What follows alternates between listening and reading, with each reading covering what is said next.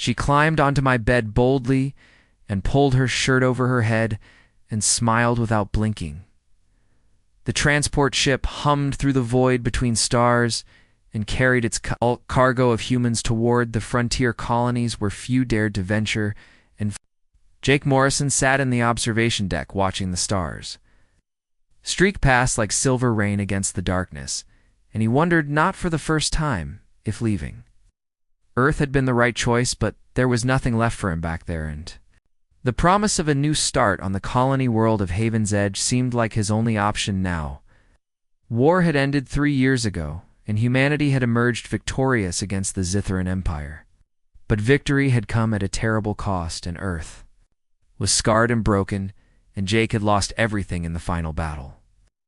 When the enemy fleet had bombarded the eastern seaboard and his family had been in New York when the shields failed and he tried not to think about it. But the memories always found him in the quiet moments. A soft chime announced someone entering the observation deck, and Jake turned to see her, and his breath caught in his throat like it did every time he saw her. And Kira moved with a grace that seemed impossible for someone her size, and she was tall even by human standards, but she was not human, and her skin had a faint, iridescent quality that shifted between blue and violet, depending on the light, and her eyes were large and golden with vertical pupils that dilated when she looked at him.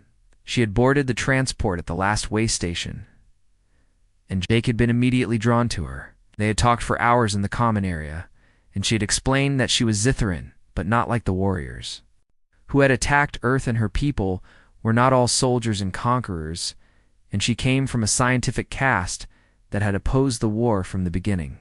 When her people had lost, she had fled rather than face execution for her dissent. Jake had been skeptical at first because the Zithrans had killed so many humans and destroyed so much, but Kira was different, and she spoke softly and listened intently, and she seemed genuinely interested in human culture and history, and over the past 2 weeks, they had formed an unlikely friendship that seemed to grow deeper with each passing day. Kira sat beside him on the bench, and her thigh pressed against his through the thin fabric of their clothes, and the contact sent electricity through his nerves, and she looked out at the stars and said nothing for a long moment, and Jake watched her profile and admired the sharp angles of her face and the way her silver hair fell in waves down her back. "I cannot sleep," she said finally, and her voice had a musical quality that Jake found mesmerizing, and the translation implant in his ear converted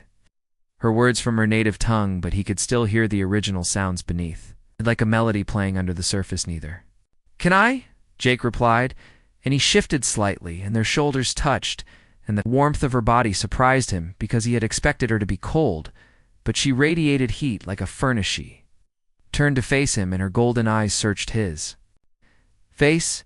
"And do you ever regret leaving your world?" she asked, and her hand moved to rest on his knee, and the touch was gentle but deliberate. "Every day," Jake admitted, and he placed his hand over hers, and her skin was smooth and warm under his palm.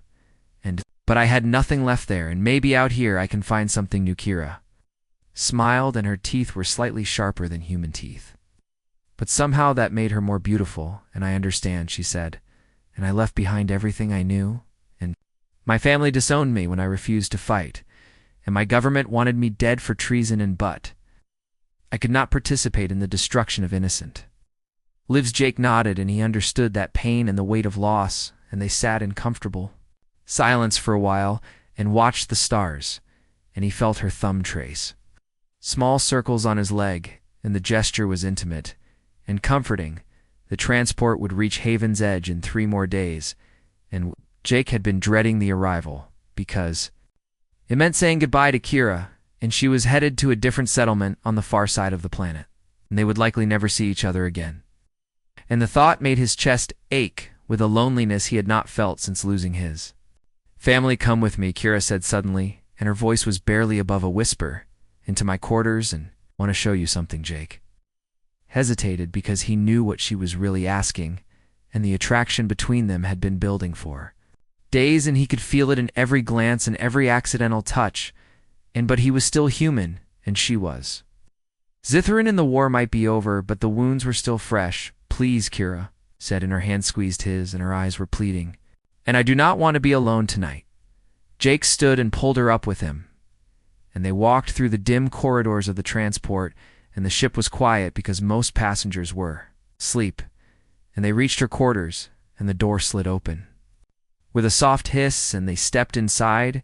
The room was small and sparse, with just a bed and a storage locker and a tiny bathroom, but Kira had made it her own, and there were small plants growing in containers on the shelf and drawings pinned to the walls, and Jake recognized some of them as sketches of Earth landscapes that she must have drawn from descriptions or photosit. Kira said, and she gestured to the bed, and Jake sat on the edge and watched as she moved around the room and dimmed the lights, and when she turned back to face him, her expression was vulnerable and uncertain. I've never been with a human, she admitted, and her hands twisted together nervously. And I do not know if you find me attractive or if this is even possible. Between our species, Jake stood and crossed the small space between them, and he reached up to cup her face in his hands, and her skin was warm and soft under his palms. And you are the most beautiful being I have ever seen, he said honestly, and I have wanted you since the moment we met. Kira's eyes widened, and a soft sound escaped her lips, and she leaned into his touch, and then she kissed him, and her lips were softer than he expected and tasted faintly of something sweet and exotic. And Jake wrapped his arms around her waist and pulled her close in, her body molded against his perfectly.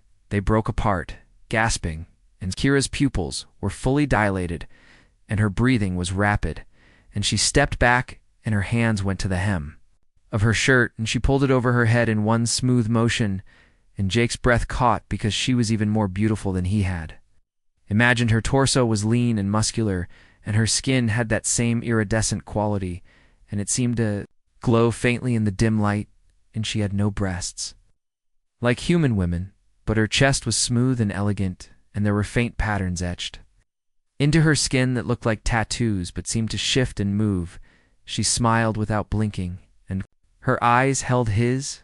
And do you still find me beautiful? She asked, and there was a vulnerability in her voice that made Jake's heart ache more than ever. Jake said, and he moved toward her, and his hands found her waist, and her skin was impossibly smooth under his touch, and she shivered, and her hands began working at his shirt, and soon they were both bare and exploring each other with wonder and curiosity. Kira pushed him gently back onto the bed, and she climbed on top of him, and her weight was substantial but not uncomfortable, and she leaned down and kissed him deeply, and her hair fell around them like a silver curtain, and Jake's hands roamed over her back and felt the strong muscles beneath her skin. Their coupling was slow and exploratory, and there were moments of awkwardness as they learned each other's bodies and discovered what brought pleasure and what did not, but there was also tenderness and genuine connection. And when they finally joined together, it felt natural and right, and Jake felt something inside him heal that had been broken for so long afterward.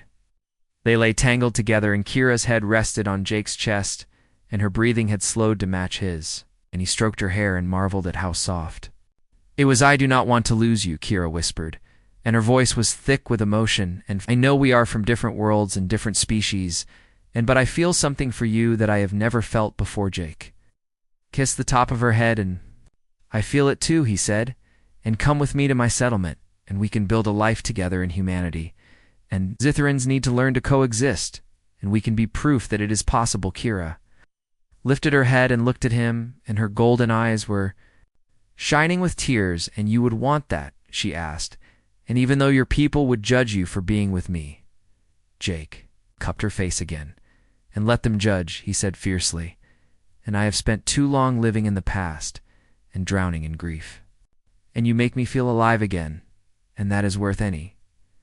Kira kissed him softly, and then she settled back against his chest, and they lay in comfortable silence and listened to the hum of the ship and the steady rhythm of each other's heartbeats. Next 3 days passed in a blur of stolen moments and whispered plans, and Jake and Kira spent every free moment together, and they talked about everything and nothing and learned each other's languages and customs and dreams, and the other passengers noticed, and some gave them disapproving looks, but others smiled and nodded, and seemed to understand that love could bloom. Even in the most unlikely circumstances, when the transport finally reached Haven's Edge, they disembarked together and walked. Hand in hand through the crowded spaceport, and the colony was rough and new, but there was energy and possibility in the air, and people from dozens of species mixed and traded and built their lives side by side.